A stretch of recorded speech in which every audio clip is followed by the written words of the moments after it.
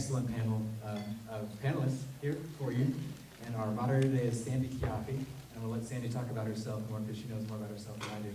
I started to realize that new media, transmedia, virtual reality were areas that I thought it was high time I considered letting go of taking 7 years to make something precious that would get out in the world and maybe 1 million people would see it. And instead I wanted to consider all kinds of other ways to not only tell stories but to impact people. And that's why I decided to go back and study the general field of everything that happens outside the frame, which is what we're going to talk about today. I'm Connor Hare. I'm a writer and director and co-founder of the VR production company Perception Squared. We've done 2 narrative short films for VR so far. The first one is called The Real, and it's a 12-minute short film about a girl who is addicted to virtual reality and kind of loses herself in that world with a digital representation of her dead husband. And then that went to Kaleidoscope's World Tour, the 2016 World Tour, and so it went to 10 cities across the world, and we also did the NFFTY showcase with Kaleidoscope. And then the second film we did was called Endpoint. We did that for Samsung's There in 60 Seconds challenge, which we ended up winning. And we're working with a lot of corporate clients right now and commercial projects for 360 and VR, and also working on a project that consists with a game engine environment to basically tell stories in a bunch of different mediums. Hi, I'm Ashley Pinnick. I'm a 3D artist and a VR developer. I come from sort of a game development background. Right now I'm working on an adventure game for VR called Dead Bug Creek with my boyfriend Antonio in our indie game studio. And I also help develop AR and VR experiences for people like Disney and Sony Pictures through an agency environment in downtown LA. And then I also help manage a Women in VR, Women in Emerging Technology group called Virtual Reality Girls. So if any of you guys want to get involved with VR, you can hit us up and we'll help you out. And I just started teaching VR to kids aged 9 to 14 at Art Center College of Design in Pasadena. So I have my hands in a few different mixes there. My name is Jack Caron. I am a 3D technical artist. I came from a little shop called Frame Store VR for about 2 years before hopping over to Microsoft a few months ago to work on HoloLens.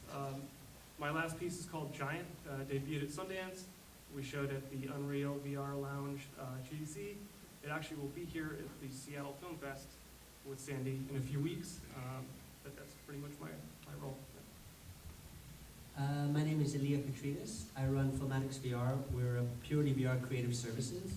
And we're focused on cinematic VR with an emphasis on delight as opposed to empathy. So, and we do work in collaboration with Weaver, and our first piece, Eye for an Eye, is a seance in virtual reality with real actors and green screen work, and we're just finalizing the distribution schedule for the transport platform with Weaver. Why does VR or AR or transmedia matter? Why should we care about this? Why should these people care as filmmakers about VR? Does anyone want to jump in on that? Yeah, I think it's just a new medium to explore. It's somewhere between theater and film, in my opinion, and it's definitely a whole new piece to figure out. The reason that I'm so interested in it is because it feels like the beginning days of cinema where rules haven't been figured out yet, and every day we're writing the way to tell the story. We're writing the rules that exist in 360, and we're breaking the rules that exist in 360. I'll add to that.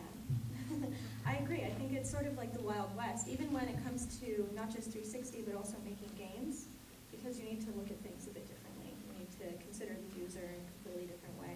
And I don't know, for me it's very interesting because you can mix all of these disparate mediums that I'm interested in. I can mix ideas about film, ideas about theater, ideas about video games, and even interactive experiences or theme park experiences all together through VR, which is something kind of different, but takes inspiration from all those other things.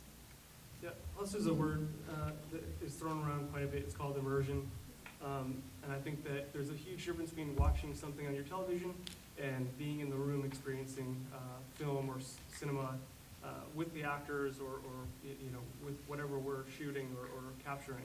So I think the link between the person's emotion and what they're seeing and, whatever they're watching is been hard to link up on traditional cinema. So I think that's where VR and AR and soon MR, mixed reality, will help bridge those two things. So I think that's been pretty much the draw for VR and cinema.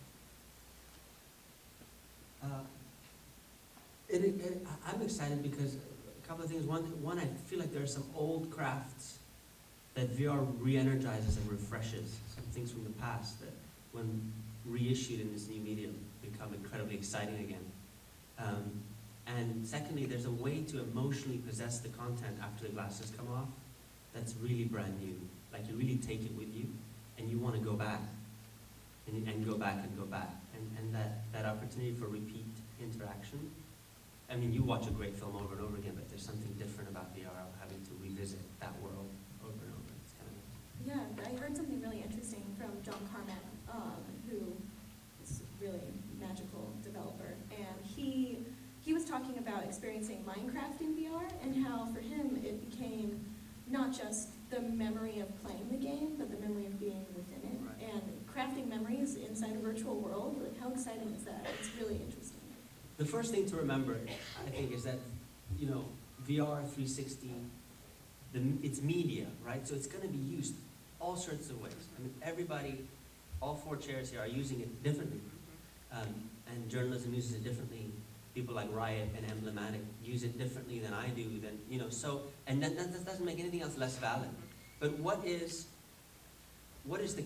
for me, the counterpoint to empathy, meaning that this instance of where you take off the glasses and you're crying, right?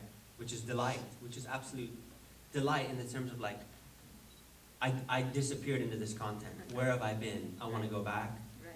It happens like, the example I use is this. In VR, it's cool to be in a spaceship, right? But it's really cool to be in the Millennium Falcon, right? Right? I mean, that's fantasy camp. That's wish fulfillment. Right. So if you can create that transmedia environment around the VR, it has that empathy sort of impact on you. Finding a way to tell a story in your environment as well as with your narrative is really interesting and something that I think that people are focusing on more, using virtual reality and game engines as well. In the class that I teach, we try to think about those types of things. How does each object that you place have intent, and how is the way that they're arranged intentional to tell the larger story that you want to tell? Even if it's something simple, how do all of these things have a larger meaning when you group them together?